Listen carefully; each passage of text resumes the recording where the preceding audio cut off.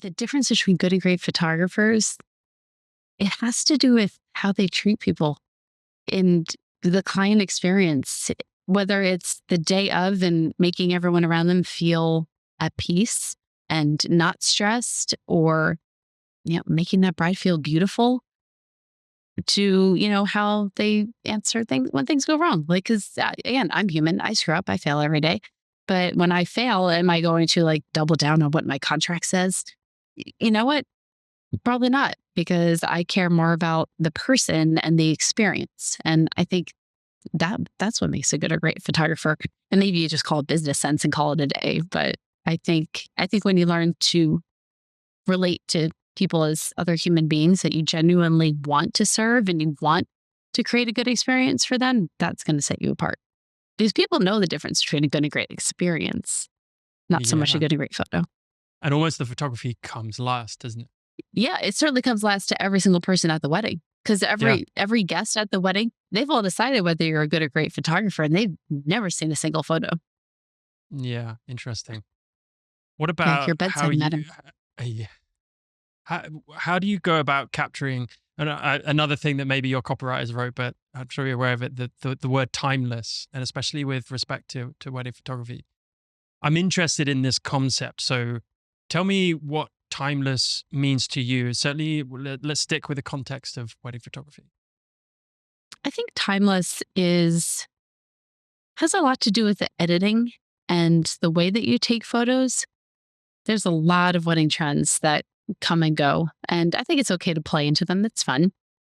But if you stick to an editing style where when you look at a photo, the thing that tells you how old it is will be what the people are wearing and not how the photo was edited, then I think that lends itself to being timeless and making sure that you're photographing in a way that isn't overly edgy or even isn't overly traditional too. It's somewhere in the middle, because if it's too traditional, then that's telling me, oh, it's probably a little bit antiquated before cameras could capture a lot of movement, right? But then if it's too edgy, then it's like, oh, this was clearly shot when those blurry photos came back for a second round of amazing.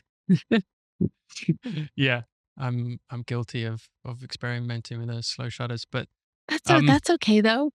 yeah, well, trend I do trend too. look, It's fun. there is yeah, I mean, as a photographer, you want to try and have a clear identity of who you are, as much as the photographs that you put out in the world. That doesn't mean to say you can't like do loads of different photography and try this and try that. And if there's a trend, there's a real negative connotation with the word trend. I'm going to ask you a There question about is. trends in a minute, but trends are okay if you enjoy it, you have fun, and as long as you still know what you're about and what the purpose and the intent is behind your photography, I don't think that it's necessarily a bad thing. But if you're trying to stick out, especially maybe in a saturated, I don't know if the wedding photography sector is that saturated. I know it's extremely Oh, it difficult. is.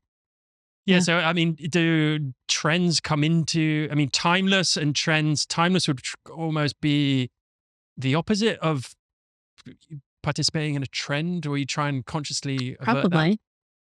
Yeah, trends get like you said, a bad connotation, but you know, we're photographers, and I could say this in a very positive way and say that we like to test our creative wings.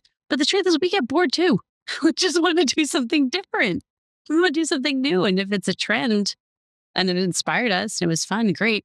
And I can play with that trend while still meeting and exceeding the expectations I've set for my couple, then sure, Mm, sounds good. yeah.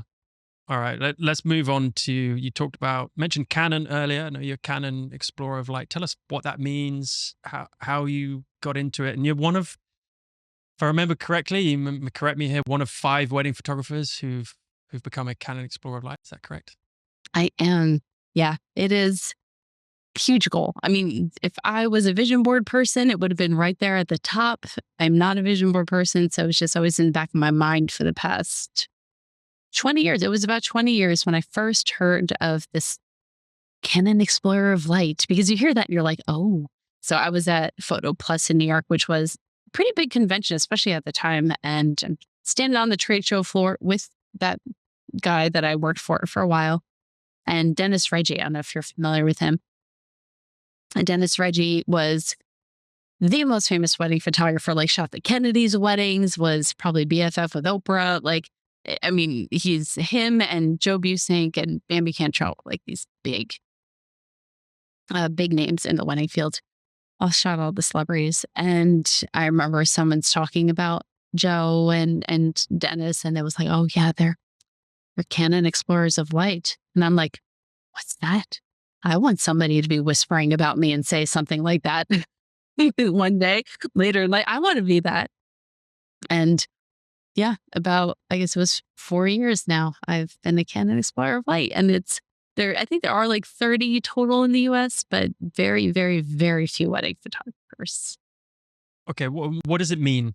It means it means I get to know about the cool stuff that comes out before it comes out a lot.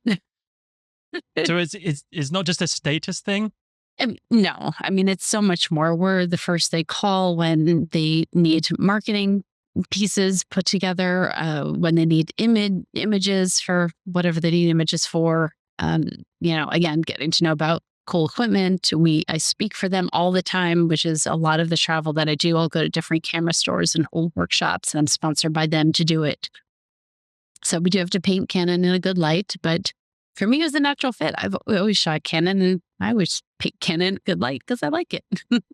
All right. So, what about your speaking engagements? We'll talk about your teaching, education platforms, and YouTube. We're gonna get onto that a little bit later. But I'm very fascinated and interesting about guest speaking and those kind of events that you do. Can you tell us a little bit more details about those? I've been teaching for the past 15 years, I think. I used to be a Spanish teacher, so I could teach really anything. But I had gone to WPPI, I want to say. It's a Wedding and Portrait Photographers International, and it's a conference every year. It used to be 15,000 photographers strong, really big conference.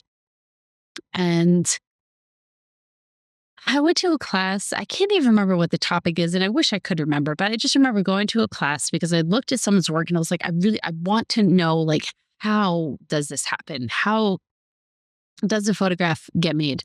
And maybe I didn't actually read the title of the class, but I had gone to the class and I was not taught anything about how that photo was made. And it was kind of frustrating. And I was like, you know what? I can teach things. I have a degree in teaching things. Granted, it was Spanish, but I could definitely teach someone how to take a better photograph. So I started doing that, local PPA chapter. It was at a diner that has since burned down in New Jersey, where I'm from. And we spoke to a room of, it was my husband and I at the time, we spoke to a room of like 50 people. And then it was just one thing led to another.